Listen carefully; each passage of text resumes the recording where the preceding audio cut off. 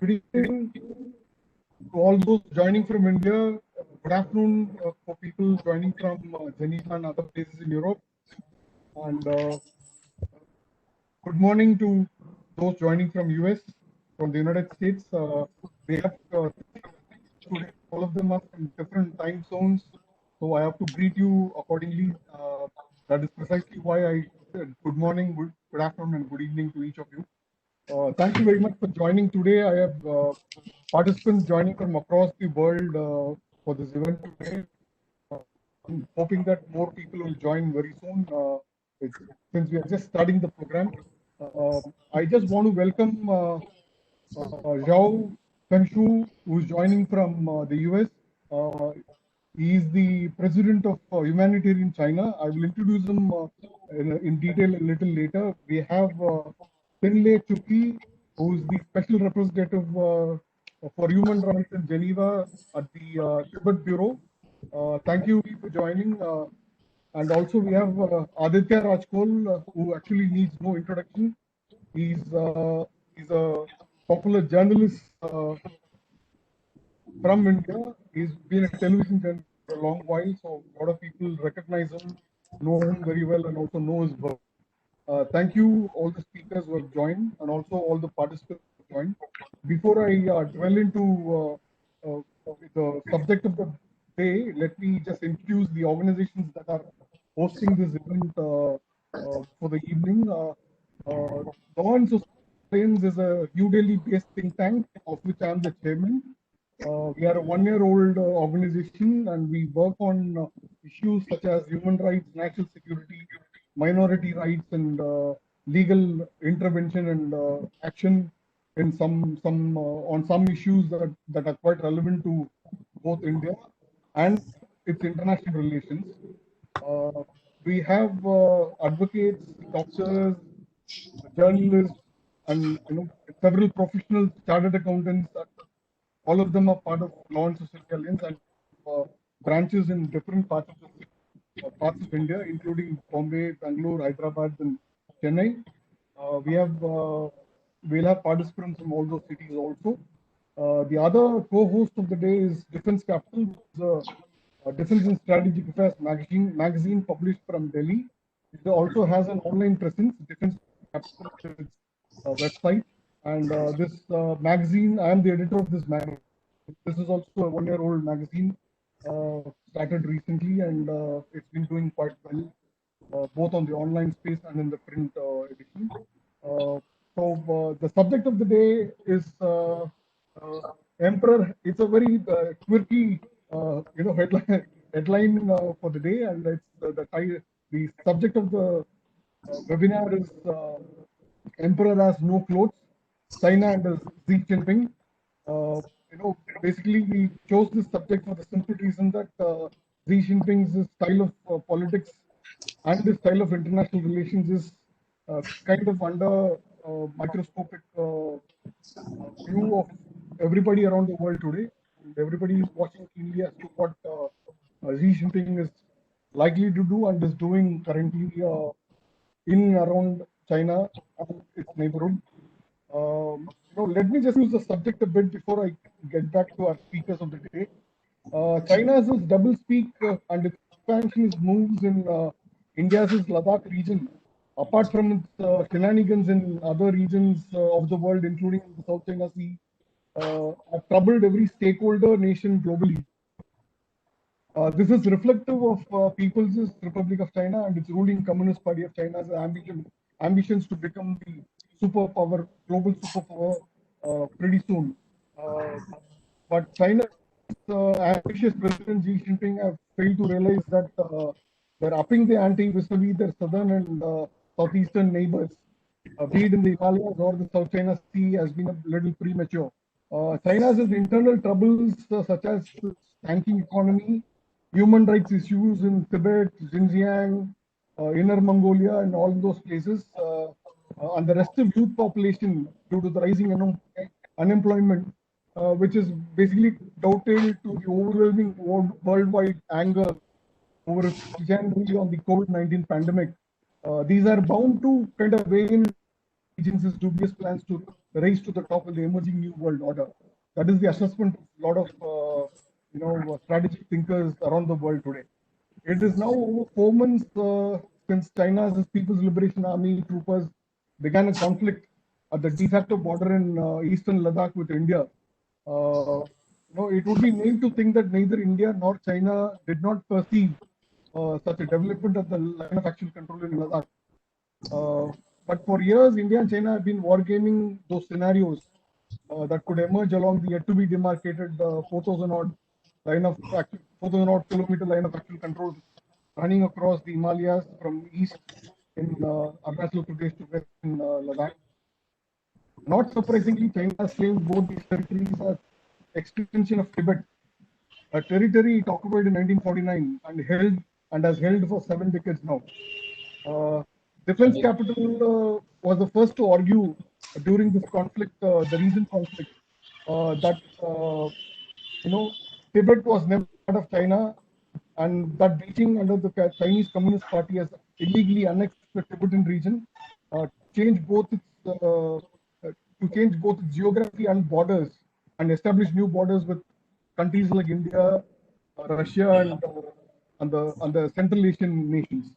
It not only changed its geographic, but in Tibet it has, and in Xinjiang, it has also indulged in demographic change and also human rights abuse, which the world is kind of waking up to in the recent months and years. So, so the, you know, it is also true that Xinjiang, which in Mandarin means new frontier, is a clear giveaway that it was never part of China, and that it was originally called as East Turkestan, and it was a separate before it was illegally annexed by China. Coupled with these territorial disputes that China has been pursuing in South China Sea, President Xi Jinping is now being seen as the world's worst villain. Again, Defence.Capital was the first to call Xi for his territorial expansionist ambitions as the 21st century's Dr. No, a villainous character in the eponymously titled James Bond flick of 1962, which is a year which is very relevant to India because of the Sino-Indian War. Since then, taking a cue, the world has begun to identify Xi as the 21st century Hitler, the German dictator blamed for the catastrophic World War II that claimed millions of lives. His political rise also been compared with that of Hitler, and that has got the Communist Party of China as his vote. Chinese embassy in New Delhi has even gone on to threaten a media outlet that is run by an admired friend and senior journalist that there would be consequences if it continued to run those shows on Xi being the 21st century Hitler.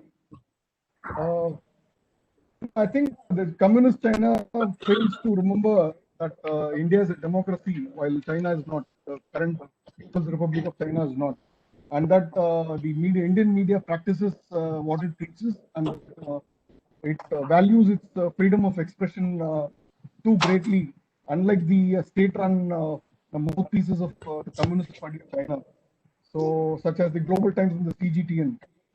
So in this context, we want to understand what Xi Jinping really means for China and for the not just the region but also the entire world, since the new world order is emerging and everybody's keenly watching that.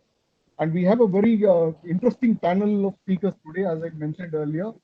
I will go one by one. I'll go from New York to Geneva to and then come back to Ladakh, where Aditya Rajpal currently is and has been reporting on the current conflict between India and China there.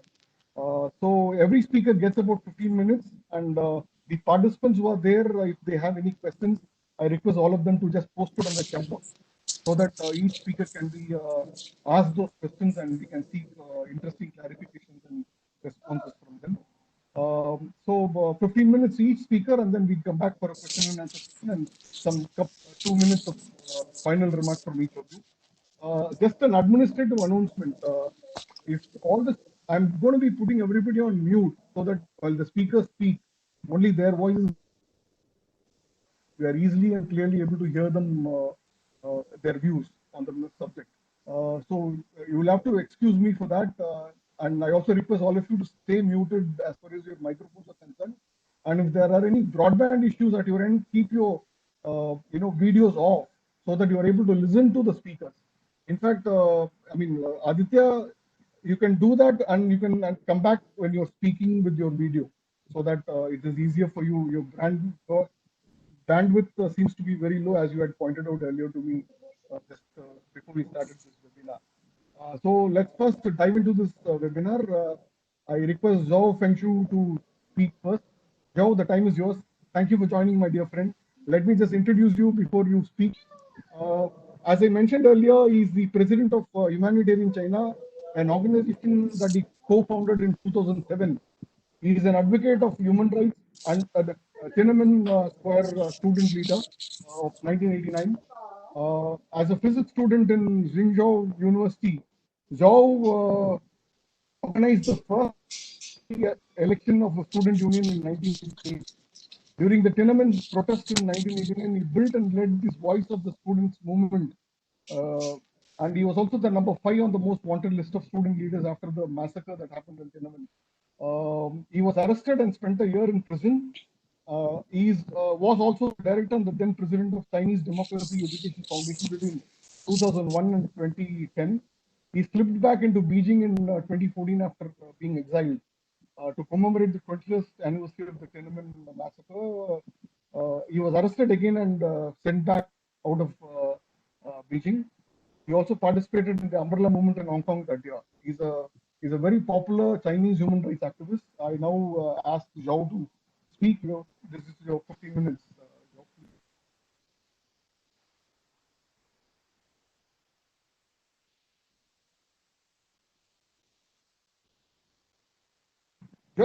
Zhao, you got to unmute yourself. Speak. Sorry about that. I'm just unmuting you. Yeah. Okay. Thank you, Baipindra, for your introduction, and thank you for Law and Society Alliance in Defence.Capital for inviting me. It's my honor and a pleasure to speak today. This is the first time for me to speak to such a panel organized toward Indian public. I would love to have such opportunities going forward. Growing up, I was an admirer of Indians' history, literature, philosophy, tradition. And today, I have great expectation for India as the most populous democracy, especially facing the increasing challenge from a totalitarian regime in Beijing. I do see a big role for India in the future. So to me, this is very important. My journey started 31 years ago on Tiananmen Square. This is the statue of democracy, or most people call it the goddess of democracy, that was erected first time on Tiananmen Square 31 years ago. It represents the dream for freedom and democracy in China. It was first time in China that the Chinese people were able to express their love for freedom. It was the best part of China, but only very briefly. Most people of the world remember the massacre, but this is very important too. The legacy and future of freedom and democracy for China. That's what I have been working for, and that's why I'm here today. So after the Tiananmen massacre, I was put in prison for a year. I came to United States in '95 after years of being under surveillance and harassment. I couldn't find a job, but my experience was fortunate compared to most of the others. Many were killed. I witnessed 40 bodies in one place, students like me, just wrapped by white clothes in a basic shed outside of a hospital. The hospital was so overwhelmed with the people wounded and killed. So they put these bodies outside of the hospital. You can imagine how horrible the situation was. Even today, we don't really know how many people died. We probably will never know, because many of the families disappeared in last 31 years and never being able to tell their story because of the repression and isolation. That's why, to me, I have to speak out every time, to use my voice to speak for these silenced, disappeared. My organization, Humanitarian China, we work on human rights supports for the freedom fighters in China, and largely defined by this political prisoners community. Every year, we support more than 100 cases, so between 100 and 200 political prisoners. The number is really large now. I don't think there's an accurate account, because we just can't know because of the firewall, because of the isolation. But we try to reach out to everyone when we see one, and try to let them know there's support from outside of the world. This is very important. This moral support, this of connecting people who are resisting on the ground with the people outside. So outside of China too, we try to organize the overseas Chinese in support of freedom and democracy, even though we are as isolated as people in China to some degree because of China's global trade, the influence, and the infiltration of Chinese society outside of China. This is the sad reality we are facing. But still, we are proud to be this platform in fighting against communist China. Just, I like to mention a few names, of the political prisoners in case you don't know. For example, Dr. Xu Zhiyong, he was a doctor from legal studies in Peking University, the other top school in China, other than Tsinghua, where I graduated from. He's always well respected. He was visiting Yale, as a scholar. He could have chosen to stay, but instead he decided to go back to try to democratize China. So he was sentenced to 5 years in prison at the previous just political sentencing. And recently, during the pandemic, he wrote a letter openly condemning Xi Jinping and the Communist China for their role in spreading and allowing this virus to become a nationwide and then global issue, and ask openly for the resignation of Xi Jinping. And later he was hunted down, and now he's facing the charge of subversion. So it's a very severe prospect for him. And of course, with him, there's lawyer Ding Jiaxi, who was also here in the United States with his family, and then went back, trying to push for better China. So these are the people. There are many people like this. There's also this lawyer, Chen Qiushi.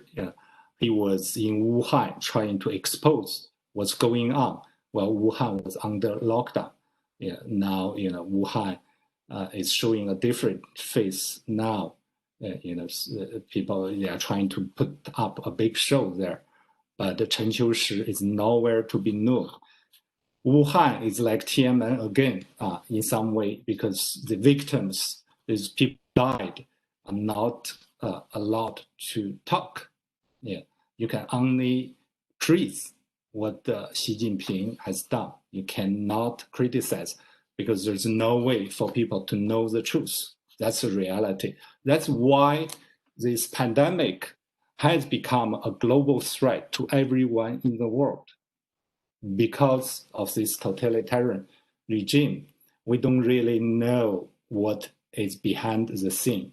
For example, yesterday, one of the medical general, Chen Wei, said that China released the vaccine on February 26th. Just remember this date. So she said, this vaccine was in production on February 26th, which was also her birthday.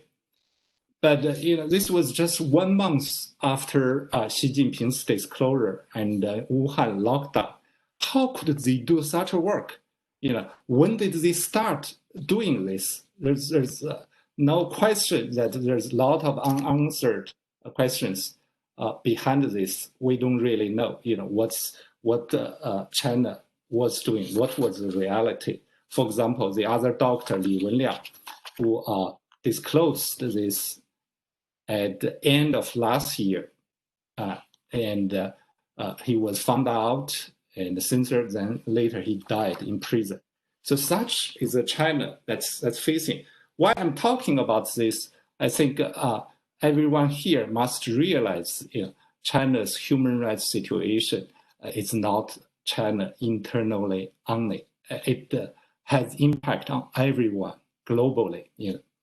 Through pandemic, through global trade, through surveillance technology, you see the impact. Of course, for India, there's this border conflict too. But this is a shadow that everyone is facing. In 1989, on Tiananmen Square, there was a different prospect for China. China could have gone the other way, but instead, the hardliners like Deng Xiaoping, who had only control of the troops, he was actually largely a minority, even within the Communist Party, started the massacre. They basically invaded Beijing with 250,000 of the most elite troops of PLA. Just think about that, 250,000. And they used tanks, machine guns on its own people. The tragedy for the world is that such a regime was allowed to survive and thrive. If a regime can treat its own people like this, how could you expect peace and prosperity in the world when it become strong like today? So a lot of these questions go back to 31 years ago. In the United States now, there's a lot of soul searching today about where it went wrong. And the question is clear. The answer is clear too. It's 31 years ago when the Bush administration chose to cooperate with such a brutal killing regime. United States was lured by the profit. And even today, most of the multinational companies are in favor of strong tie with China. That make even the Trump administration's policies really hard to implement. For example, this ban against WeChat. This is basically overwhelmingly opposed in the United States. I was really astonished. And it seems that only one, I have been calling for banning this for a long, long time, because this super app is a Berlin Wall. It's a prison. It's a Trojan horse of communist China. There's no way we should allow it to be used. So for this, I applaud India for banning all these apps. We should ban them all. There's no way with this firewall in place. We should just give equivalent reciprocate CCP's China on all these. There's no other way out. So I think India has done a great job. Other countries should follow in fighting back. As I touched on, through technology and global trade, China, this totalitarian regime, has a global influence that's unmatched in human history by previous. For example, now I do see a lot of parallel between China and Hitler's Nazi Germany. But Nazi Germany was largely a regional power before this. Now China is so prevalent, pervasive in global stage. This, to me, it's really very alarming. We should fight back everywhere, all the time, at all fronts, to contain it, contain the damage that's already there. To me, what the Trump administration has done in fighting back, it's applaudable, but I hope not too late. But these good measures are not so supported by most of the companies, Wall Street, or that they are lured by the short-term profit. So by doing this, they become part of this regime's influence. For example, my account, Zoom account was censored, my LinkedIn account was censored.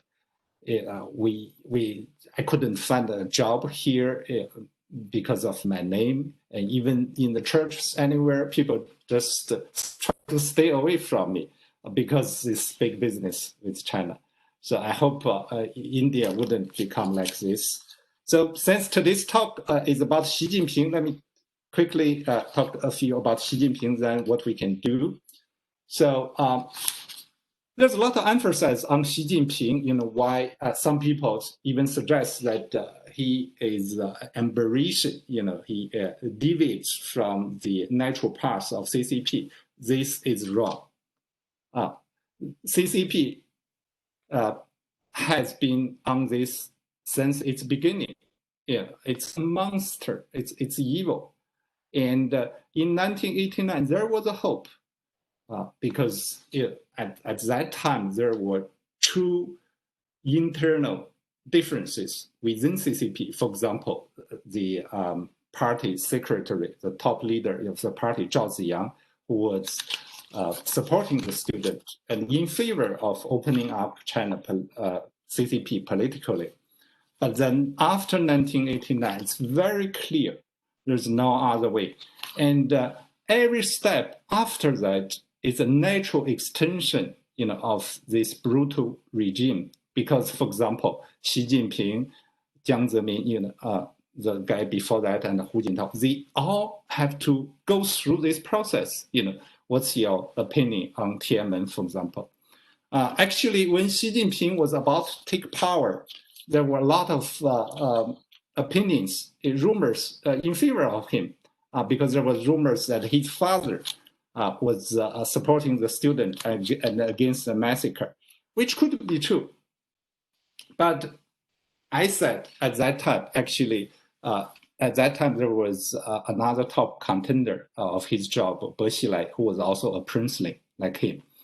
So I said, most people see this fight between Bo Xilai and Xi Jinping as a fight between the hardliner and the more liberal part of CCP. I think this is completely wrong. It's misleading.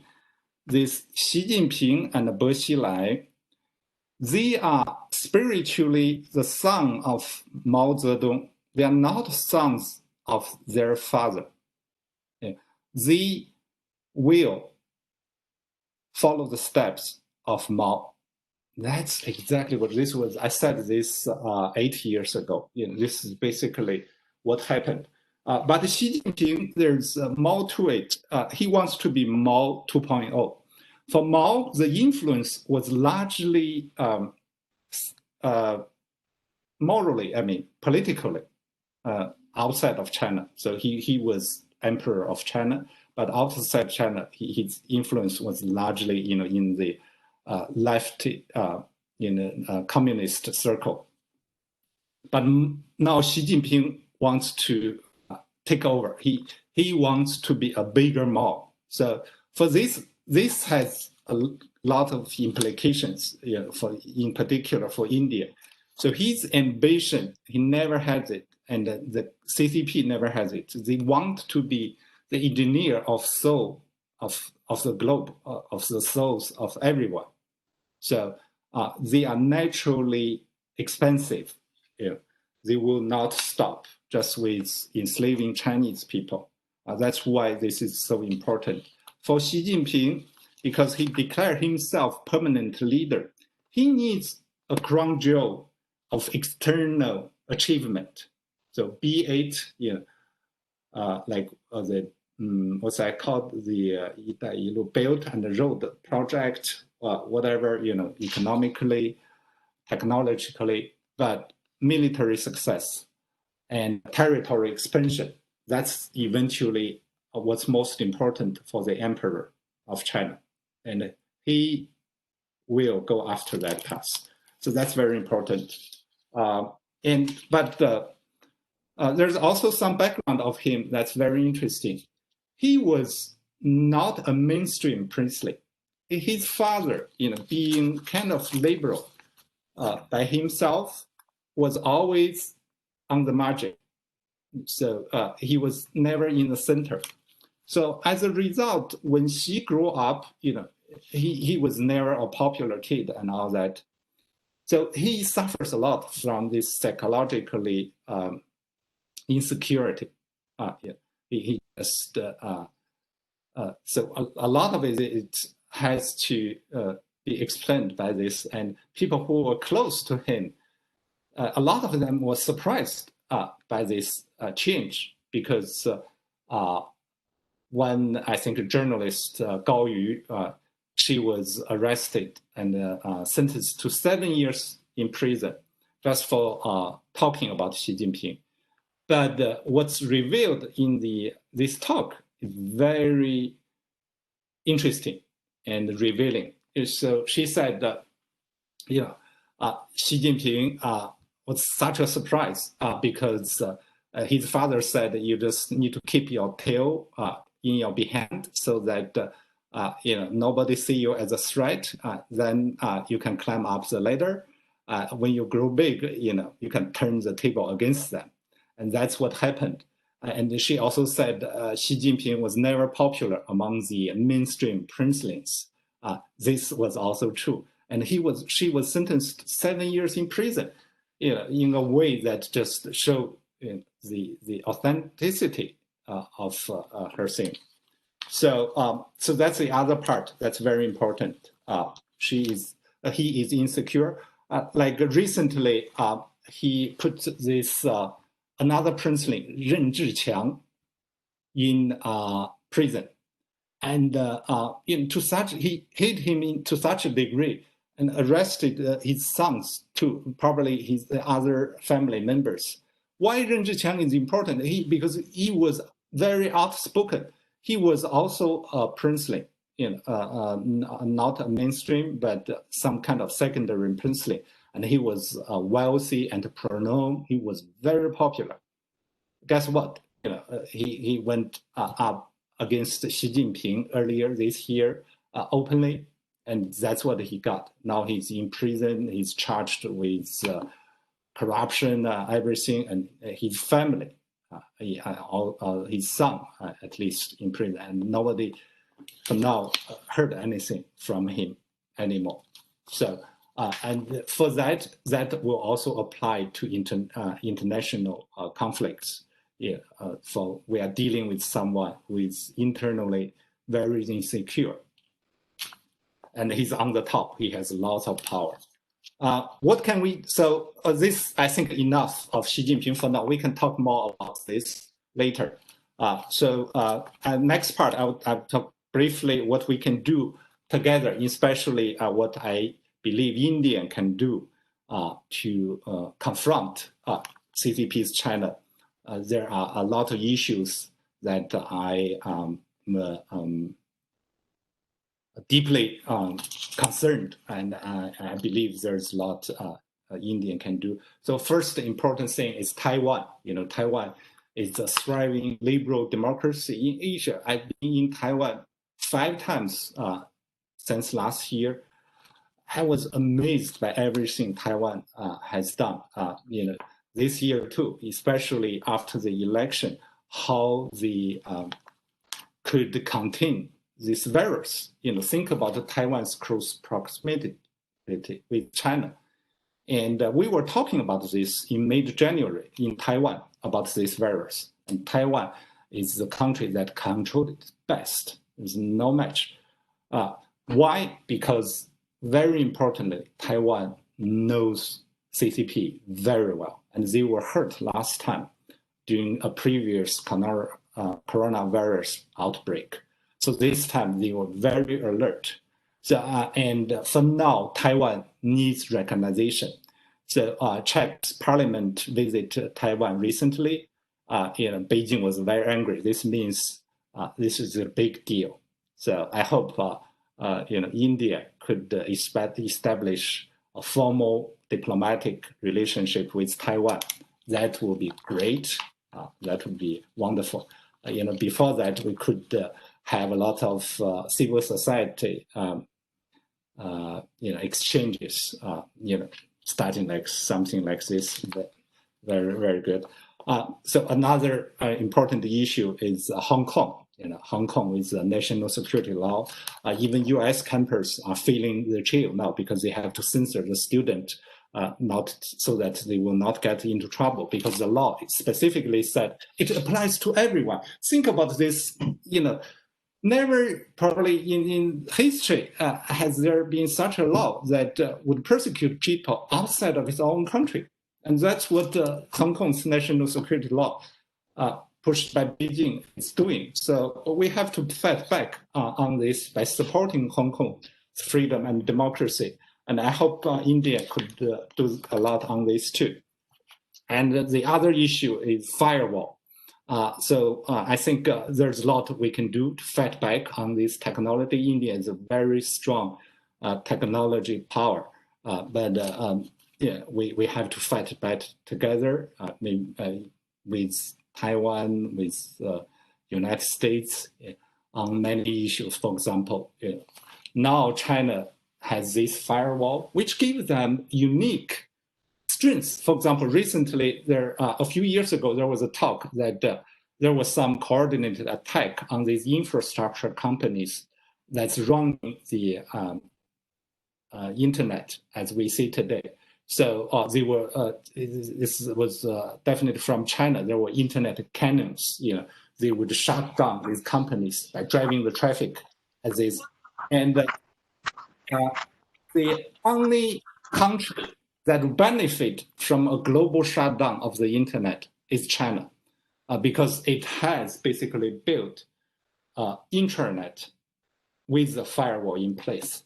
So for this, if we want to defend this free and open internet, we have to fight together against it. So we will keep this free and open internet safe. That's very important. That's where there's a lot we can work together on to break this firewall. For Chinese, this is a tool of brainwashing, surveillance, enslaving. For CCP, it's like a fortress where they can go out and plunder and attack, and they can go back and shut the door. So that's where we can fight together, and there's a lot of things we can do together. This is it's probably very long now, and I'll stop here and welcome questions. Even after this meeting, I hope I can visit India in some time. We can talk together. Thank you. Thank you for that wonderful overview of what's happening in China right now, and also some background about the Tiananmen Square protest that you were part of. Thank you very much. There are a lot of questions. I think I'll come back to you with the questions after the other speakers speak. I now move on to Tingley Chuki. Chuki is a special appointee for human rights at the Tibet Bureau in Geneva. Earlier, she was working at the UN and European Union on the same subject. And she is also part of the Human Rights Desk at the Department of Information and International Relations. And Central Tibetan Administration at Dharamshala in India. She graduated from Harvard Law School with a master's degree in law in 2018. She has also served as a translator to His Holiness the Dalai Lama on several occasions. She has spoken on Tibet at several conferences and United Nations parallel events at the UN Geneva. I now request Chuki to speak. Chuki, the time is yours. Thank you very much. Thank I'll you just so unmute you. much. Yeah, please go ahead. Am I Please audible? Yeah, you're perfectly okay. Go ahead. Thank you so much, Bipindraji. My special thanks to Law and Society Alliance and Defence.Capital for organizing this important webinar and also for inviting me as a speaker. Before I even start my brief talk, I would want to convey my heartfelt condolences to the family of Tenzin Nyima, a soldier who very recently died during the skirmishes with the Chinese army, and also my prayers to the family of the injured and wishing him a speedy recovery. And also to all the brave Tibetans and Indian soldiers, fighting at one of the most difficult terrains and guarding the Indian border against this expansionist regime under Xi Jinping. Bipindraji asked me to talk on the various human rights violations that are happening within China and in particular within Tibet. When we talk about human rights violations, I think the first thing that I wanted to talk about was a very brief history of Tibet. As in his introduction, Bipindraji said about how Tibet was never a part of China and how the occupation of Tibet has led to many, many problems, including the current border problem with India and China. As Mr. Shao before me said, the history of the problems starts for him in 1989 when the Tiananmen Square incident happened. When it comes to Tibet, it starts way back in the 70 years before, on the 1st October of 1949, when Mao Zedong declared that it is time for the regions to come back to the motherland, whereby he meant basically occupation of Xinjiang and Tibet. And since then, Tibet has undergone so much brutal experiences under the People's Republic of China, especially with the armed invasion by the People's Liberation Army. Even though to this day it is very ironic, nobody knows what China was trying to liberate Tibet from, but definitely this so-called liberation has brought too many problems and too many miseries to Tibetans.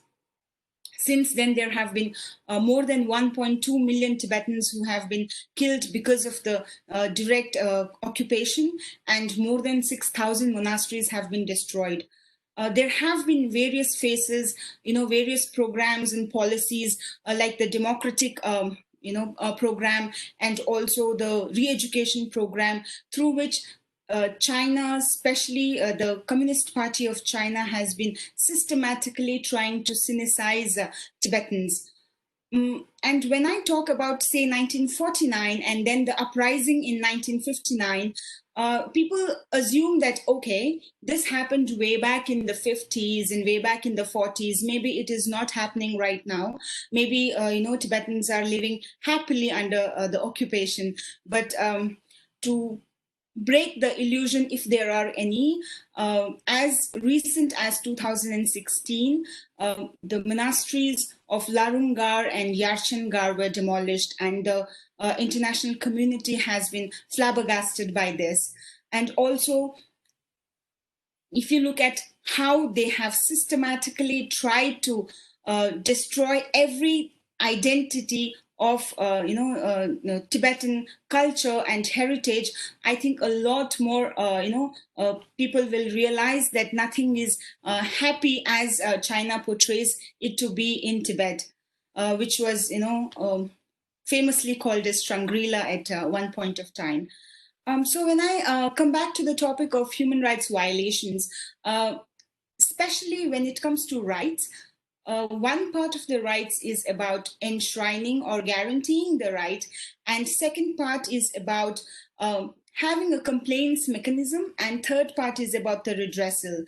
When it comes to the human rights, I think all these rights are enshrined in the Universal Declaration of Human Rights, and the 30 rights that are enshrined are facet by facet violated by China when it comes to Tibetans.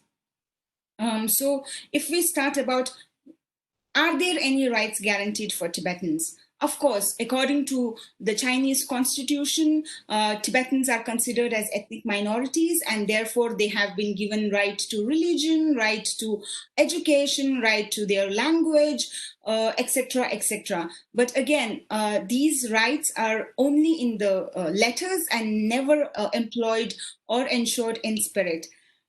For example, when it comes to freedom of religion, Tibetans even today are not allowed to hold the picture of His Holiness Dalai Lama, whom we believe to be Avalokiteshvara's incarnation, and also whom we pray to. And to this day, Tibetans are not allowed to keep his portrait. Instead, China has forced Tibetans to keep the pictures of Xi Jinping and Mao Zedong. Ironically, I must say, I'm not sure if Mr. Xi Jinping is planning to start a new religion. Otherwise, definitely this does not amount to freedom of religion as claimed to be protected by China. And also, if we talk about language rights, for example, there is this very famous, or should we say infamous person, according to China, Mr. Tashi Wangchuk, whose only mistake was that he said China and its constitution guarantees Tibetans their right to language, and therefore I am going to Beijing to request the government there to allow Tibetans to study in their own mother language. And his only mistake was that he said this openly to the New York Times. He gave a brief interview, and since then he's been arrested, tortured. To this day, after sentencing, he has not been allowed to meet his own lawyer. This is absolute violation of human rights. Again, if we talk about the kind of enforced disappearances that are happening, this is not very new. Since 1995, Panchen Lama, Tibet's 11th Panchen Lama Gentun Chökyi Nyima, he was merely a 6-year-old boy, and he was kidnapped. His entire family is kidnapped, and this year it is 25 years since his enforced disappearance. His case is alive in the UN. The Child Rights Committee and the Working Group on Enforced Disappearance is tracking the case, but China has refused categorically to give any access or information about him. And in his place, China has installed its own Panchen Lama, who is not very surprisingly a son of the Communist Party of China's members. So these are, very, very disturbing. And when it comes to, in particular, Xi Jinping, because we are talking about how he has been behaving like an emperor and, with his expansionist ideas, if you look at all the policies that have been framed under his government, starting with the policy of political re-education, the policy of legal re-education, the policy of ethnic unity, which was passed as a law and now enacted as well, his policy on anti-corruption and so-called fight against evil forces. Every policy or law that has been passed under Xi Jinping is directed towards sinicization of Tibetans and annihilation of Tibetan culture and identity. This is very, very, very clear. let me begin with political re-education. What happens in these cases? In these, or the legal re-education. In these, under this policy, Tibetans who are considered to be, leaning towards His Holiness the Dalai Lama or following him or praying to him are forcibly put in camps and are subjected to so-called patriotic re-education. What do they do in this? They are forced to sing Chinese national anthem. They are forced to, promise their allegiance to Xi Jinping and the Chinese Communist Party. They are forced to, in the cases of monks and nuns, they are forced to sing and dance to the songs, patriotic songs claiming victory of China. So more above this, more disturbing is that they are forced to denounce His Holiness the Dalai Lama, forced to spit on his pictures, and so on and so forth. So these are the education camps that are being run by China.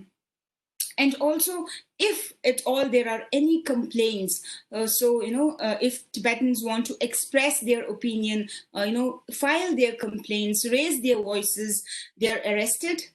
They are not formally arrested. First of all, they are detained. They mysteriously disappear, and they are subjected to severe torture. And after that, they are found in certain detention camps. Then they are charged, and their cases are brought before judges who are absolutely not going to hear your case. They are not given access to lawyers, and even if they are given access to lawyers, they don't know what the lawyer is speaking, because they conduct every business in Chinese language, which is basically Mandarin.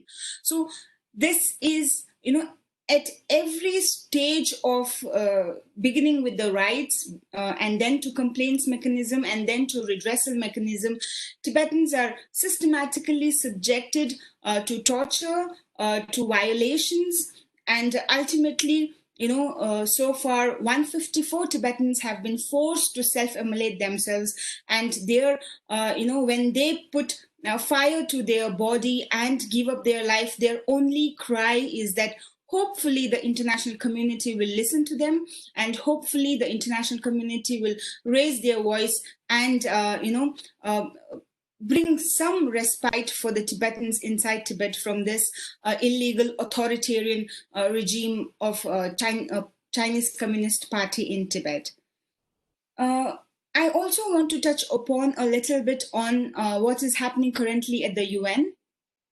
If you look at how China wants to characterize everything as something which is very unique for Chinese, unsurprisingly, they want to consider human rights as well as with the Chinese characteristics. So currently, a lot of human rights institutions, including the UN, is being influenced very strongly by China. We have the current in the UNHRC, that is the UN Human Rights Council, the consultative group which appoints and which elects and appoints the independent experts, and these are a group of people who have independent access and independent study on the human rights situations on the grounds. And in the consultative group, China has now been nominated as one of the members. And then you have the working group of enforced disappearances. Even in that, the current chairperson is a Chinese person. And then you have the entire mechanism of human rights, UN human rights. You have China pumping in a lot of money, basically to ensure that they have continuous influence in that organization. And they also want right to development to be considered as a paramount right in comparison to all other human rights. So these are one of the tactics through which China is exerting the influence on the human rights mechanism. And as they famously call that, every human rights should be converted into human rights with Chinese characteristics. And I'm sure most of you might be aware that the UN Human Rights Council has 47 members, and China is again standing for the membership this year. And if you look at their pledges, they have so far three pledges on human rights, and they have continuously and categorically told that they will respect the human rights, but on ground it is absolutely the opposite. And that is the same thing that is happening. They have pledged to be a good member of the UN Human Rights Council, and they are standing up for election, but in ground and in reality, China has done everything that is possible to violate the human rights. When I'm talking about human rights, I also wanted to touch upon a little bit on the Belt and Road Initiative. If you look at the Belt and Road Initiative of China, which is started under the Xi Jinping's regime, I think this is one of the most important policy for project for Xi Jinping, but it is also a way to understand China's expansionist motives. So this is clearly an example how China wants to control the world. Whatever that is happening in Xinjiang, whatever that is happening in Tibet, everything is related to the Belt and Road Initiative, and of course the border skirmishes with India. One of the major nodal points for the Belt and Road Initiative is running through Xinjiang, and it is running through Tibet's Shigatse province. And these two are the reasons why China is exerting even more, control over these regions, and trying to ensure that the populace there is under the control of China.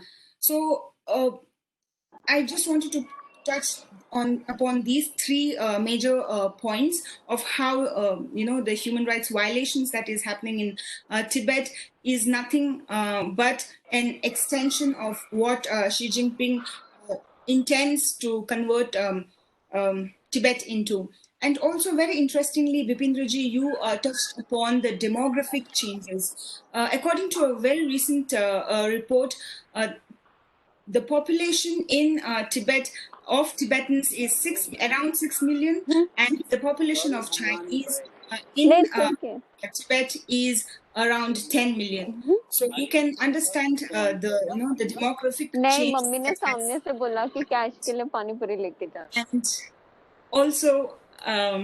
And also in the urban areas, if you look at the urban areas, there are at least 10 Chinese, Han Chinese to every one Tibetan person. This is a huge demographic transformation that has happened. And as I said, every policy that Xi Jinping has so far formulated and executed are, aimed at with the sole objective of the sinicization of Tibetans, and also the entire, destroying that unique character and identity of Tibetans and the Tibetan culture and heritage. Also, very importantly, if I may add, that of the 154 Tibetans that have self-immolated in Tibet, most of them were monks and nuns, or former monks and nuns. And it is very heartening to see how Tibetans are fighting for their identity, fighting for their preservation of culture and preservation of their heritage. And one of the most moving, last words of the self-immolator was by Tenzin. Please allow me to read. She was 23 years old, and she left behind a 6-year-old boy. And when she self-immolated in 2016, she said, "Father, being Tibetan is so difficult. We cannot say our prayer to even His Holiness the Dalai Lama's portrait." So these are the sentiments that is, that are carried by the Tibetans inside Tibet, and how every right of Tibetans are being violated. And in conclusion, I just wanted to highlight a couple of things.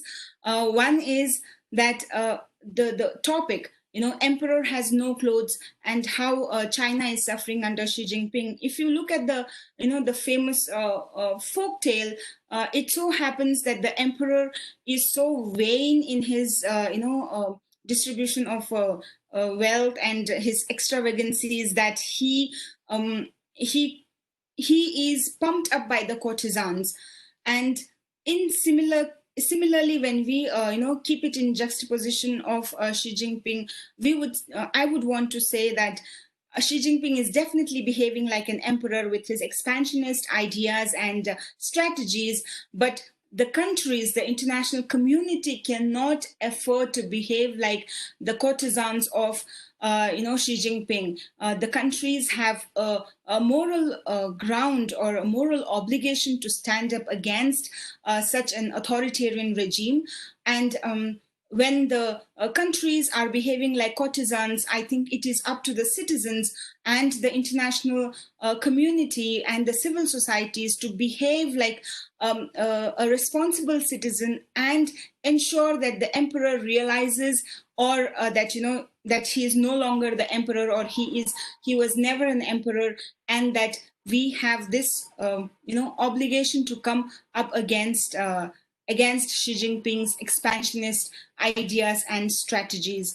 And also, in the coming UNHRC council, I think the countries should think twice before voting for China to be a member of the UNHRC council. I'm open for any questions that you have. Thank you so much, Bipendraji, once again for giving me this opportunity. Thank you for that. Explanation on what's happening in Tibet and the human rights violations that are happening, and also finding out how the international community needs to, tell that he's not wearing any clothes at all. So thank you very much for that. So I now call upon Aditya Rajkol to speak. He has been waiting patiently. Currently in Ladakh. Aditya is an independent journalist who specializes in international affairs, internal security and conflict reportage.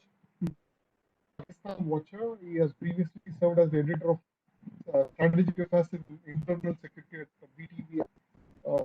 He was also the senior associate editor for foreign affairs at Republic TV, and also the principal correspondent at Times Now. He's currently he's also worked in Times of and Daily Indian, in the print medium. Media business management from Indian Institute of Management, Bangalore. Aditya, the time is yours. Are you speak? Am I audible? You are audible, Aditya. Please go ahead. Yes. Great. I actually tried to change my location so that I could show you a little bit mountains behind me, but it's already evening, so maybe another time. So thank you very much, Bipendra, and of course all the organizers for inviting me. I've been in midst of a lot of action here in Ladakh. I have come here after 3 years. It's been I think my 8th or the 9th visit to Ladakh, and there's been a lot of a lot of bad press, of course, for China. The kind of expansionist tendencies that it has shown over the last few months, especially. Of course, it's been visible for the last many years, ever since we saw Xi Jinping really come into the focus around 2012 and 13. In fact, I remember in 2013 coming here and reporting on the transgressions that happened around Chushul, DBO sector and some other areas. So I'll focus a lot of my very brief interjection here on my stay here in Ladakh and what's been happening, what's the role of China, what's India's response. But I've been almost very motivated with the way my previous two speakers really spoke about.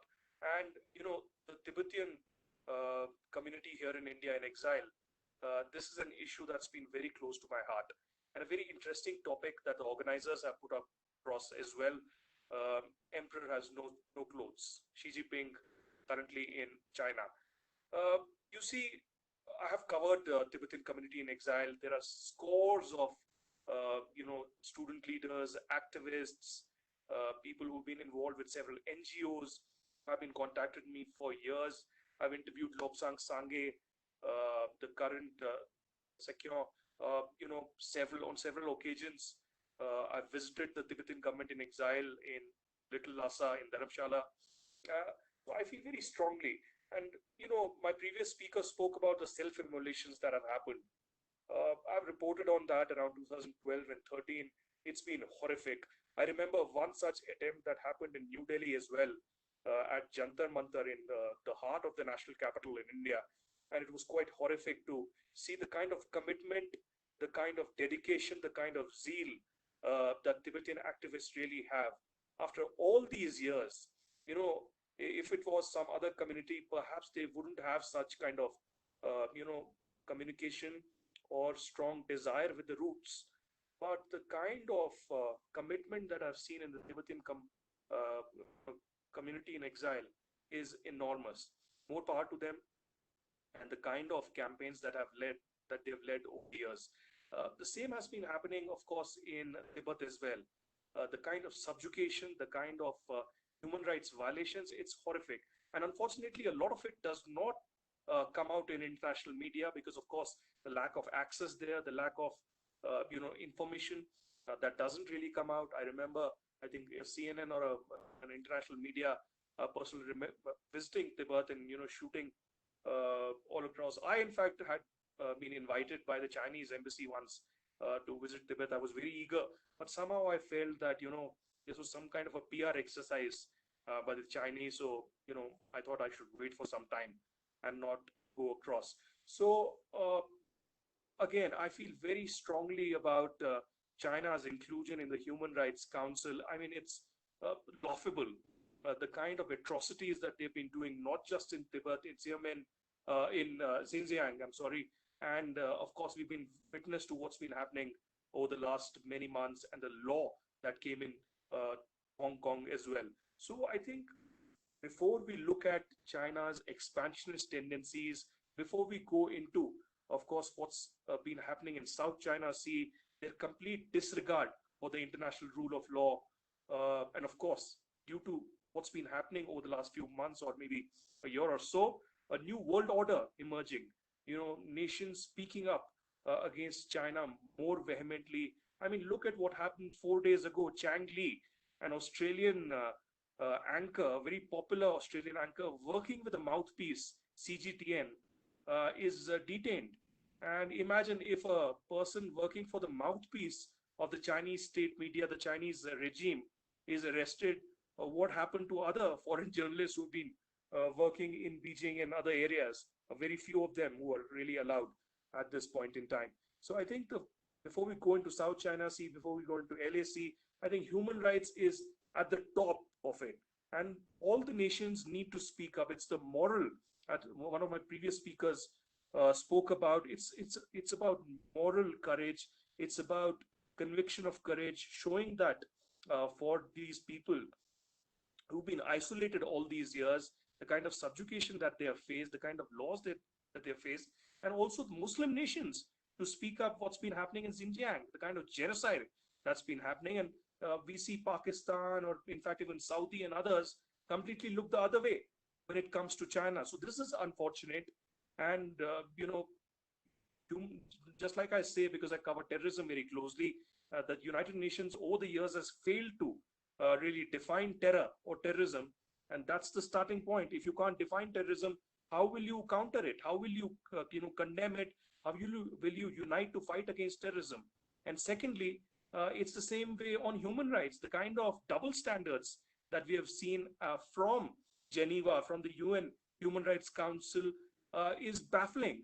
I mean, China dictating terms, perhaps against India or against United States, is horrendous. So I think United Nations will have to take a call on how to deal with China at a time when they have been very more than vocal about, what they have been doing, and it's out and open. I mean, it's for people to really realize and go ahead with. Secondly, I mean, a topic that I have been covering very closely is Jammu and Kashmir. Until a year ago, Ladakh was a part of Jammu and Kashmir, and now As you all know, Ladakh is a separate union territory and Jammu and Kashmir is a separate union territory. And this is my first visit to Ladakh in the union territory of Ladakh. I've, of course, explored a lot of Kargil, Dras, and of course the Pangong Tso and other areas. The last time I was in Pangong Tso was around the year, I think, 2013. And I was mesmerized with the kind of beauty. And never did I realize that maybe 7 to 8 years down the line, there would be almost like a warlike situation between India and China at that spot.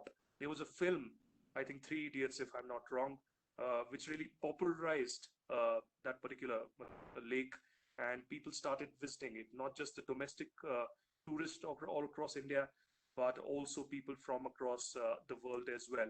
And look what China has done. China has shown that it does not, agree with any kind of mutual agreements on mutual peaceful coexistence, or as I mentioned, international rule of law. And we've seen scores of examples of the same over the last few months. What happened in Galvan Valley just a few weeks back was horrific. I mean, look at this. Over the last 40 years, we haven't had a casualty. We haven't had any kind of fighting taking place in or across the line of actual control between India and China.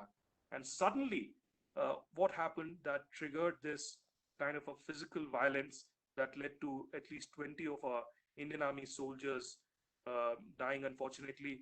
And of course, as we all know, China has completely hidden the kind of casualties that they have faced. Some say 45, some say it's higher, some say it could be lower. And, China certainly cannot face.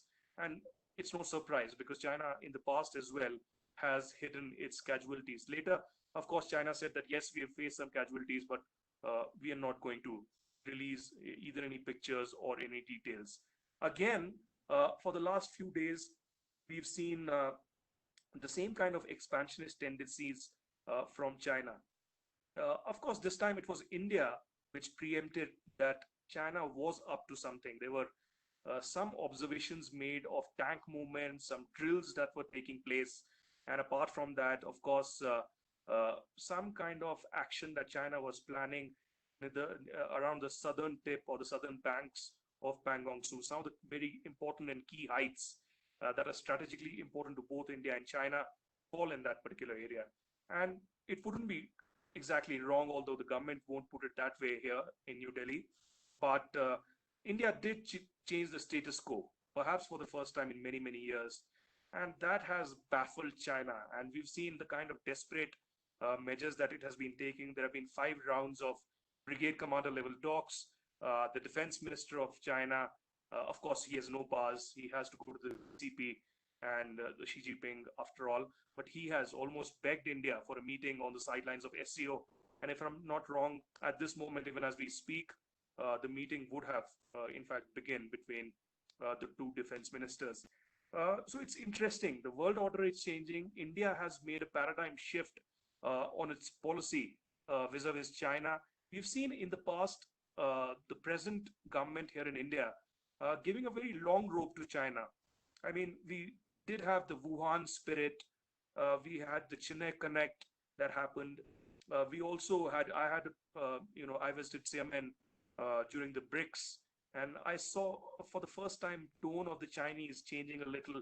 They're speaking up against Pakistani terror, although towards the end of the BRICS declaration.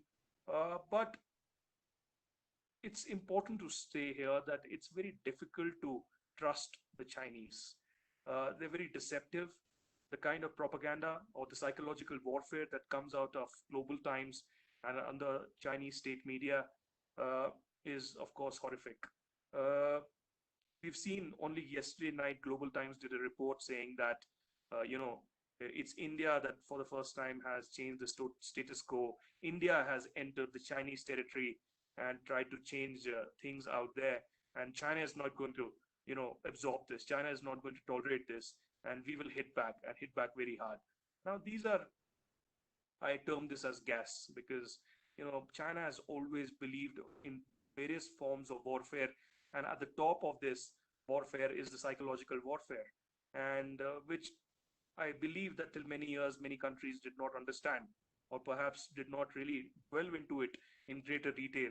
But now it's almost visible, the kind of propaganda that comes out of the CCP and then through, CCTV, CGTN, Global Times, China Daily, and henceforth. There are different levels of propaganda, the VP level, the commander level, and different other levels.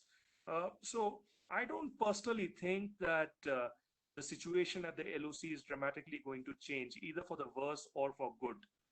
This has been a very long-term plan of China, and we shouldn't be surprised about it. As I mentioned, in 2013, I was in Chushul, and I'm sorry to get in the Indian angle also here because that will bring in the context. There was a different kind of government here in India, and I believe there's a China study group which is at the helm of studying China militarily, politically, and otherwise, but security-wise most prominently, and that advises the Prime Minister on how things should be. At that time, I think Shiv Shankar Menon was the NSA, and of course, so on and on. And there was again some kind of skirmish, eyeball-to-eyeball contact at the DBO, at Chumar, and a couple of other areas as well. And Indian Army was prepared. Indian Army had a plan, of course, of strategic constructions or countering the Chinese in some way or the other, of course, not using force. But somehow the Indian government did not go ahead. And there was a meeting with the Chinese that finally decided that, okay, you go your way, we'll go our way, and there will be a status quo that will be maintained. And Indian Army was furious. They had a plan, and they did not get the green signal to go ahead with it. In fact, the kind of strategic construction that the Chinese have been doing over the last 20 years or more, it has been amazing across the line of actual control. And India has woken up pretty late. I believe, yes, construction has begun over the last decade or so, more so in the last, I believe, a couple of years. It has picked up significantly, but Chinese still have an upper hand by strategic construction of be it the airstrips, be it the bridges or road connectivity in the area where they can push in not just equipment and their men, but other equipments, etc. as well. So that has changed. In the recent times, in the recent 4-5 years, Indian government did engage a lot at the bilateral level, at the multilateral level, some kind of soft power meetings that happen. Of course, the Indian Prime Minister invited Xi Jinping also to Ahmedabad, and then perhaps Xi Jinping did reciprocate this in China as well. But somehow, the Chinese being Chinese did not fall in line and did what they were best known for, incursions, expansionist tendencies, and that's been visible. So the Indian government finally, after the Galwan Valley attack, has realized this and has brought a paradigm shift, at least is visible now. And I don't know if this would be a long-term plan or a short-term plan, but for now, it doesn't seem like things will be okay between India and China in the recent times. Although we had Indian Foreign Minister S. Jaishankar, even the Indian Army Chief General M.M. Narwane, who was in Ladakh today, talk about how things should be resolved through talks and talks only under the realms of diplomacy. But it seems a little difficult to trust the Chinese. How long will you trust the Chinese the way they have really gone ahead? And I personally don't believe that China would be ready to pick up a war at this particular time when they have a huge kind of a Cold War, in their own words, diplomatic standoff underway between China and US. On the other hand, the things that have been rolling out between Australia and China separately, and Canada and China, and of course, biggest of all, things developing in South China Sea with a kind of strategic warships and forces that US intends and has already shown the desire, with some examples in place, shifting that to South China Sea and the Indo-Pacific gaining ground to a great extent. So I believe this is a long-term haul. US also increasingly, I think, has believed and increased their presence and action from the Middle East towards the South China Sea, and particularly very close to China, which has made China very, very uncomfortable, but so be it. That I think is a significant change in the world order, which is just beginning, I believe. But as I said, I don't think the Chinese are prepared for a war at this stage. Internally, there is a lot of rebellion. People are not happy. Of course, the pandemic that has just triggered in. We saw what happened in Hong Kong, the kind of civil liberties that have been taken away completely from the people, the kind of atrocities that have been happening for years in Tibet and Xinjiang.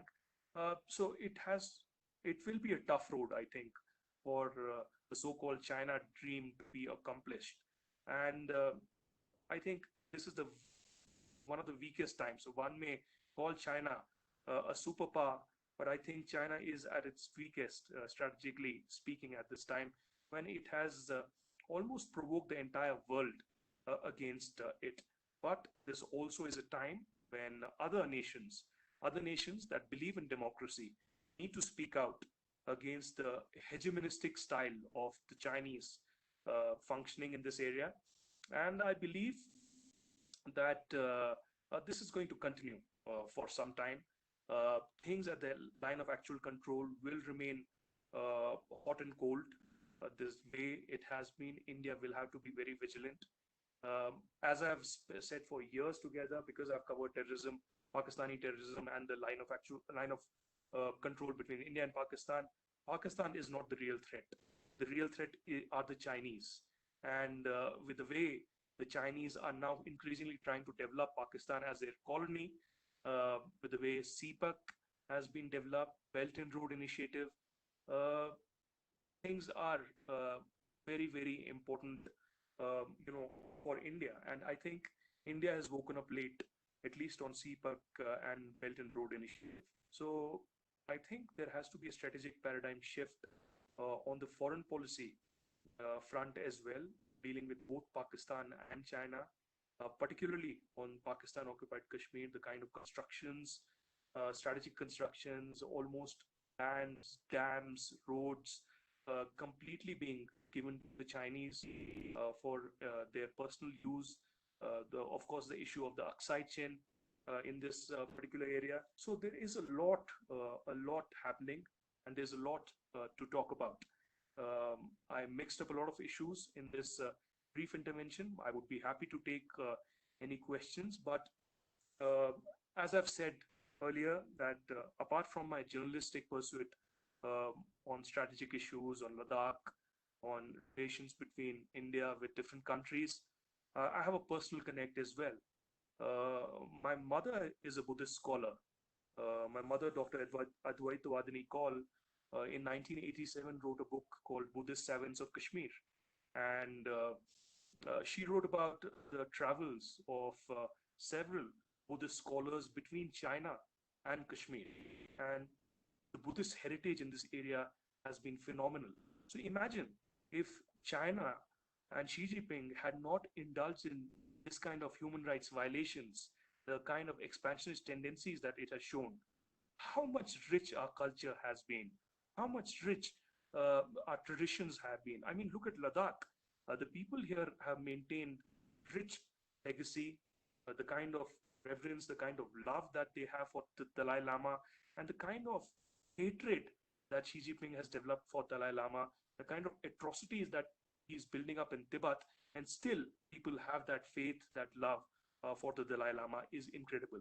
And last point, I think it's time India has to acknowledge Establishment 22. Uh, my friend Bipendra would, of course, agree with me that the SFF that has played a key role in this particular time as well. Of course, there was a time in history where things were hidden, uh, but now at the click of a button on Google, on Wikipedia, or elsewhere, you get to know everything. So I think it's time that the Tibetan soldiers, where in world would you see that the army is comprised of not just Indian army or different regiments like the Sikh, the Madrasis, people from all across India, but also Gorkhas from Nepal and the Tibetan soldiers as well as part of the SFF. So they've done an incredible job in this area. particularly 3 or 4 days back here in south of Pangong. I salute them. I thank them. My love for them for the core of my heart, and my tributes to the soldier who sacrificed his life, and to the injured who is not very far away from where I'm sitting right now inside army hospital in Leh. Of course, the details of what has happened are not out in open yet, but I know kind of sacrifices that they're made to deserve gallantry awards. I thank you all for inviting me, letting me speak on this occasion. Thank you very much for that, wide sweeping analysis of the situation as far as China's conflicts are concerned, all around the world that they have been doing. In fact, interesting thing is, Wang Yi, the foreign minister of China, was in Europe, traveling to Rome and other places, and wherever he went, it was the domestic issue that actually bothered him very much, rather than the diplomatic relations that you would have wanted to have with the nations in Europe.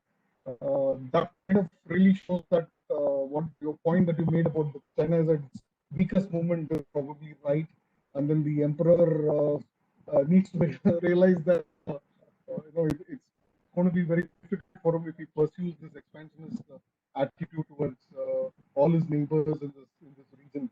So thank you very much for that, and I'm going to be dwelling into all the question answers that have come posed by some of the participants here, but I have questions which I would like to start off with. I would first, ask Chuki to respond to a question that I had. The Hong Kongers are already protesting. There is a pro-democracy protest that is happening in Hong Kong, and it's a movement that the Chinese are trying to stop, and the People's Republic of China and the Communist Party of China is trying to suppress. Do you think it is sort of a good moment for the Tibetans, the Uyghurs in Xinjiang, and the Taiwanese and the Mongolians in Inner Mongolia to come together at this point in time to launch a nation? I mean, all region pro-democracy movement in against the Chinese occupation in these areas. Would that a scenario kind of help the pro-democracy movement in Hong Kong, and also the movements in Tibet and in Xinjiang? I mean, I would like to call it as East Turkestan, not Xinjiang. East Turkestan at this point of time. What is your opinion on that? Yes. Am I audible? Yeah, you're. Thank you, Bipindraji, for this question. Even before I start with the Hong Kong situation, I think it is very relevant here to point out that it was very expected with the track record of China to not keep up any, agreements, what they had with the UK on, allowing democracy and freedom in Hong Kong for another 50 years, and it's not even been properly 20-25 years, and they have already taken it away. And this was very evident way back in 1951 as well, when the 17-point agreement was forcibly signed. First of all, Tibetans were at the gunpoint, and they were forced to sign an agreement with 17 articles and points elaborating how Tibet would be an autonomous region with a lot of internal power, and they themselves forced the Tibetans to sign it, and later on they went around violating it left, right, and center. So it is with the Chinese track record, and as Aditya rightly said, that how China has flagrantly been violating the international rules and regulations. This was kind of expected of China. Secondly, when you talk about how the regions should come together, and how these East Turkestan, Southern Mongolia, Taiwan, Hong Kongers should come together with the Tibetans, I think there have been at various points in the history where Tibetans have collaborated, with these people, and under one umbrella. And in fact, there is an organization called Unrepresented People's Organization, which is, UNPO, UNPO that we call, was started by Tibetans, Tibetan leaders, which brings about almost all the regions that you mentioned. And definitely we have been proactively from the Central Tibetan administration as well, reaching out to these different people who are being suffered under the Chinese rule. And definitely, I totally agree with you that this is the time that we have to go, one step further. In this regard, I would also want to point out that, the Tibet Bureau Geneva has been organizing the Geneva Forum from last 2 years. And this year, it is expected to be held on 9th and 10th of on November. In Geneva, where we bring about experts and world leaders, activists, scholars together from different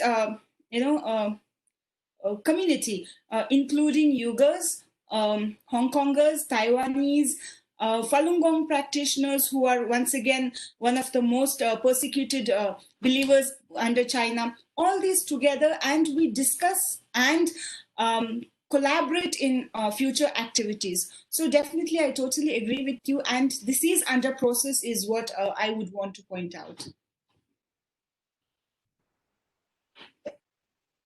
Now I move to Zhao. Zhao, I have a question for you. I just want to understand, will Xi Jinping have some sort of trouble within the Communist Party of China, considering that he has sort of entrenched himself completely in power as far as the party and the government is concerned, and he's kind of capturing all important positions, including the military role in China, and then he certainly has some sort of opposition that is happening within the Communist Party of China, but it isn't that vocal point in time. But do you think that this situation is going to worsen for him in some point in time, or do you think that it's going to be very difficult to oust him from the seat of power that he occupies? Zhao, will you please respond? I can you repeat the question? I have some problem hearing you. Yeah. You should hear me now. Okay, I will repeat it. I can't hear you clearly. Okay. Can you see slowly? You are asking a question about the Communist Party, the internal different factions. That is exactly the factional feud against Xi Jinping. Oh, okay, that's a good question. Yes. Actually, in the past, this in a way it's never new. People love to speculate on this. For journalists, this is good material to just keep writing. I don't think it matters much, because we don't really have a crystal ball to look into this. That's the nature of a communist party. We don't really know. But from the surface, I think as I mentioned, Ren Zhiqiang. So he was one, and there are a lot of rumors that he is very close to Wang Qishan. The guy who a few years ago was Xi Jinping's man for fighting corruption. So there's some rumor talking about that, but we don't really know, because Wang Qishan himself is very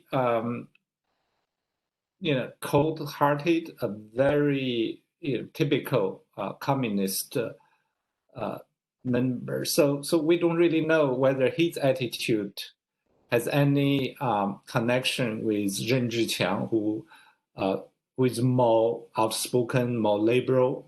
We don't really know. And recently, there's also some talk about the Premier Minister Li Keqiang, because he was visiting the flooded areas, with his feet in the mud. And at the same time, Xi Jinping was in somewhere very dry, remote, safe. And people were trying to read something off there. We don't really know.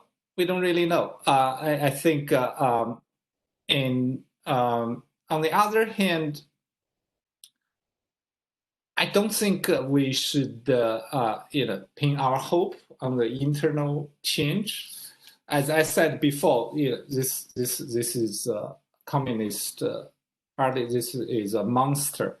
And in United States, I always refute this notion that, for example, even President VP Pence talk about, you should go back to Xi Jinping's, Deng Xiaoping's, policy of opening up China, whatever. That's bullshit to me. It's because Deng Xiaoping and Xi Jinping, it's all the same. And Jiang Zemin, Hu Jintao, they are all the same.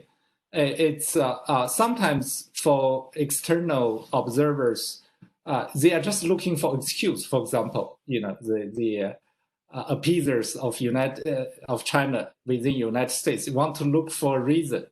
And the Communist Party is very smart at manipulating the public opinion to always show some double face. Here you have what we call black or white or black or right. Someone who showing this, someone showing that. Even in most time, there was Zhou Enlai, who is such a cold-hearted, hypocritic, and then a lot of people say, "Oh, this guy's great. He has always had favorable coverage from the West media, whatever, as against Mao." CCP is very smart at doing so. So I think it's a trap. We shouldn't look into that too much. That's my opinion. Thank you. I agree with you on that. As far as the Communist Party of China is concerned, thank you very much for that. I move on to Aditya. Aditya, I have a question for you. Since you're in Ladakh, I want to understand from you. There are the stock in the Indian media that there is a localized Chinese military general who is the reason for all the Ladakh trouble that we are seeing currently.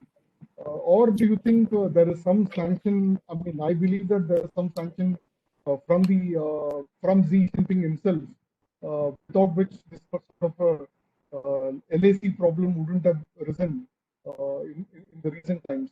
What is your assessment? Do you think there is some amount of a plan that Xi Jinping has as far as the LAC is concerned? Now that this sort of a problem has erupted for the last 4 months now. What is your assessment of the situation there? That's a very interesting question, Bipendra, because one has to understand this in context, and we cannot only talk about what's been happening in the last 3-4 months. The kind of skirmishes or the kind of China coming into Indian territory, violating the mutual peaceful different resolutions that have happened in the past, the commitment agreed to that LAC declaration has been violated several times. I mean, as I said, since 2012-13, there are numerous occasions where this has happened. So I don't think that there would be a local commander whose whims and fancies would have led to this kind of approach. Of course, I shouldn't do this, but our Hindi, actually the entire TV media in India is a little too entertaining. So they have to look at various aspects of what's been happening. Like, I'll give you an example. Although I have a lot of journalists in other rooms, I hope that they're not hearing me. Today they spoke about the Sukhoi 35 that went down in Taiwan, and the entire Hindi channel started playing how Taiwan very bravely had used the anti-defense missile defense system and brought down that Su-35. And I was horrified because I was also asked a question about how this happened, and I said, I wouldn't jump the gun, and I wouldn't say that this has happened. If they've done it, very brave. But I think this is just an accident. And of course, we have to ask questions on why China has violated Taiwanese airspace. What was it really doing? Was it some kind of a reconnaissance mission? Was it related to South China Sea, etc.? So this is just an example. But you touched upon a very important topic. I think to understand what's been happening either at the LSC or at the South China Sea, we have to go in detail to understand the China Dream project, the China Dream of Xi Jinping. We have to go through month after month, day after day, year after year, from October 2012, since the rise of Xi Jinping, what he communicated to the CCP and the kind of vision that he brought out. And that, I think, is the essence of what's been happening at the LAC. Secondly, I would be wrong if I don't mention the Indian approach also. How did we counter this over the years? I don't think we were realizing the extent of incursions that the China was doing, or what the overall game plan really was across the LAC. I think we saw this as a small skirmish, a small face-off, a small eyeball-to-eyeball contact, and that's about it. We did not see, or perhaps we had that kind of a vision but tried to completely neglect it, that China was working perhaps on a 10-year or a 20-year vision of mobilizing their assets across the LAC, doing a lot of strategic construction, had a game plan in mind from Eastern Ladakh to Arunachal to other places where these things happen. Of course, if you speak to the intelligence agencies or even army, people who have been posted in that particular area, they would say that this is normal. The skirmishes that have happened or the intrusions from the Chinese happen almost every week for the last 7 to 8 years. So nothing abnormal about it. So I think this approach has been wrong. We wanted to, we had to understand, we had to delve into it in greater detail and then follow up the counter policy. If you, Bipindra, heard what General Bipin Rawat, the CDS said yesterday, and he has been giving other talks also, he said something very interesting. He said, we are studying the Chinese model.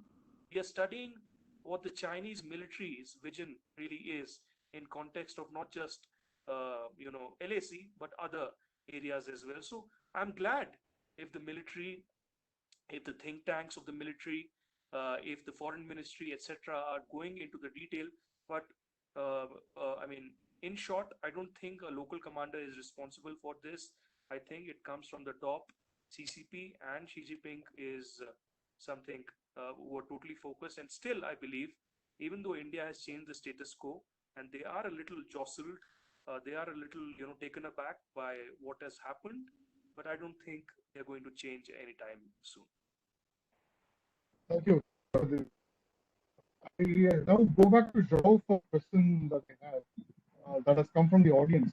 We have Vishnu, Karle, and Karthikeyan. Combine these two questions into one. They want to know whether democracy can rise in China, and how would a government change in the future bring about any change in the current attitude of the Chinese?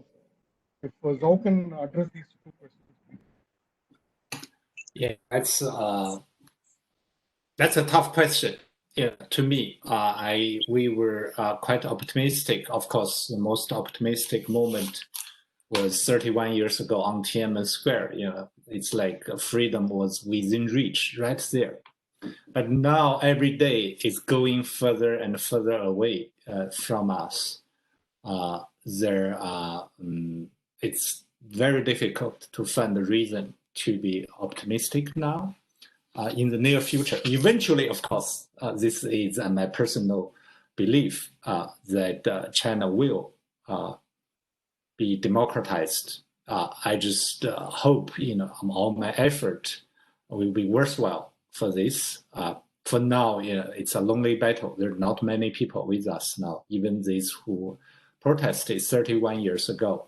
Many of them are carried away by this nationalistic or jingoistic sentiments that's going on. Yeah, because these people, they are monitored, surveillanced, brainwashed. It's like a continuously feeding loop, just non-stop.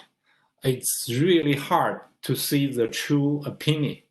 And so to me, for now, I do see China's change will probably have to come from outside.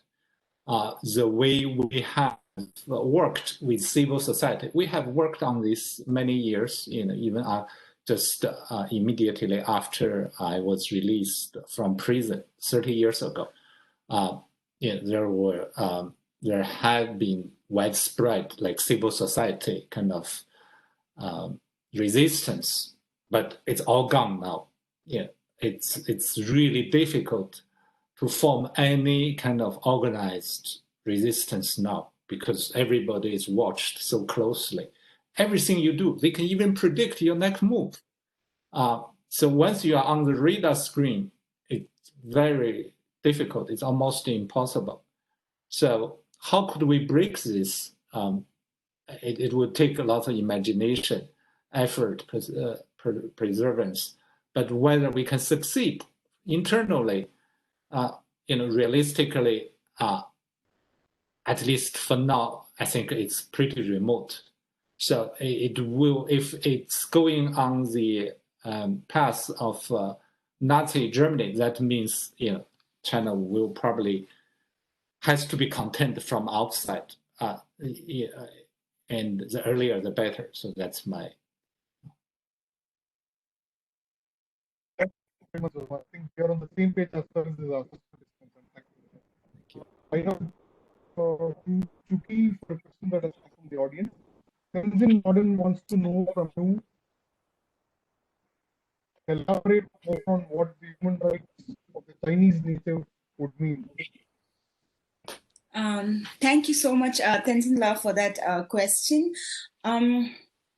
Definitely, when we say human rights with Chinese characteristics, it is almost counterintuitive, because what the Chinese Communist Party believes to be human rights according to Chinese characteristics are no human rights at all. So as I think Mr. Shao was just telling us about how there is maximum surveillance of population in China overall, but in particularly in Tibet. Every monastery, every street has a camera, surveillance camera, and especially we have seen videos from Lhasa, which China calls it is one of the safest city in the world. The reason being that there are so many surveillance cameras. There are military parades going on every day. They have bunkers installed, a warlike situation, and of course, then Tibetans themselves are not able to go to their monasteries, pay their respects there, or the elderlies who can go on Kora, which is nothing but circumambulation of the holy shrine, and the monks themselves are not allowed to go and offer prayers or continue their religious education. I think when China calls it human rights with Chinese characteristics, I think first of all, it is saying that whatever we give, you have to take it. Secondly, you can ask no questions. And then, when I say no questions, of course, as Aditya mentioned about how there have been no diplomatic contacts, no access to Tibet. Journalists have called out on China.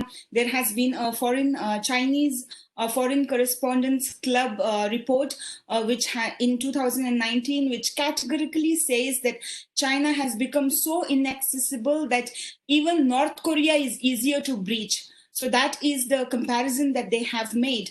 The diplomats do not have access. Even the UN human rights experts, first of all, they are not at all invited to China or to Tibet. Even, as recently as 2016 to 2014 to 16, there were a couple of special rapporteurs who were invited, and in their report, and this is on the UN records, where they say that the experts were paraded around, chaperoned around, and they were not allowed to meet the local people, and the human rights defenders who tried to meet them were arrested and detained, and are under enforced disappearance even now. So this is the warlike situation that they have created inside Tibet, and Tibetans themselves are not allowed to move freely within Tibet and outside. No passport is issued for Tibetans. There are reports by the Committee on Eradication or Elimination of Racial Discrimination, which clearly says that Tibetans are not being provided with the passports, no job employment. So these are the human rights according to China, and these are the human rights with Chinese characteristics, which is basically no human rights at all.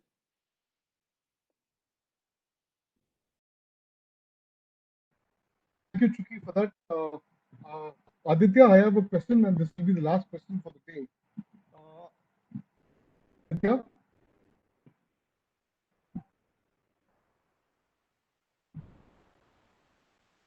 Go on. Yeah, okay. So the question is this. It's a very one-line simple question. Will India be the little boy that will point out to the emperor that he has no clothes at all? Well, I think the process has already begun. It's a very interesting question. I think somebody had to do it, and it's just a matter of how India chooses to do it, because we have very interesting figures at the helm of affairs. On one hand, we have Prime Minister Narendra Modi and Home Minister Amit Shah, who have been, political masterminds. And on the other hand, we have a very important strategic figure, a very important senior diplomat, S. Jaishankar, who is the External Affairs Minister, and he's seasoned China hand. On the other hand, we have National Security Advisor Ajit Doval, who is, of course, overseeing and overlooking the entire security, scenario. So, in short, I believe that the process has already begun. I personally believe, as I said earlier, this should have begun a long time back. I think the wake-up call has finally happened. India has woken up after a very unfortunate incident of Galwan Valley, where 20 Indian soldiers lost their life.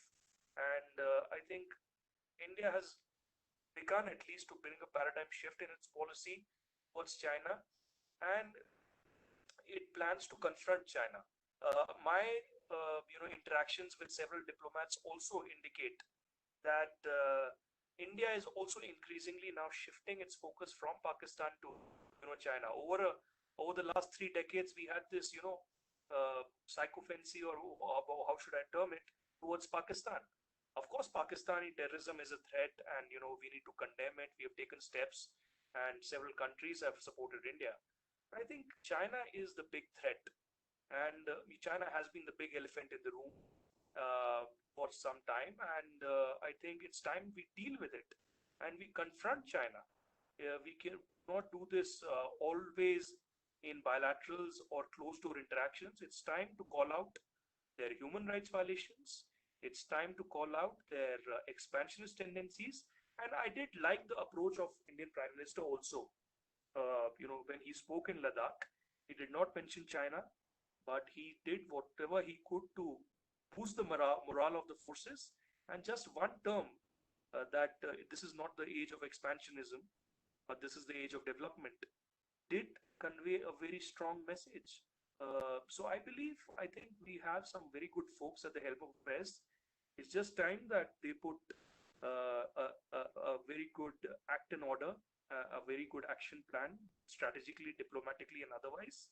And I think process has begun. I'm very optimistic, although with Pakistan, I believe since the last 6 years, we had a very hot and cold kind of approach, which we realized very late. I think with China, we have committed a lot of mistakes in the past, and I think we will learn our lessons and finally work on.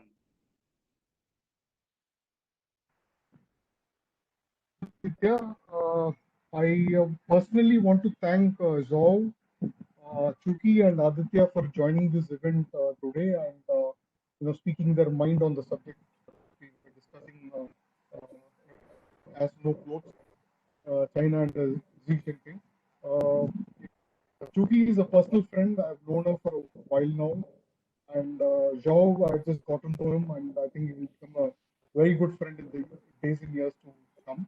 Aditya is again another personal friend. We are journalists. We have worked together in the sense that we have covered the same beat for a while, so we know each other very well. I thank all of you personally and on behalf of Lawn Society Alliance and Defence.Capital.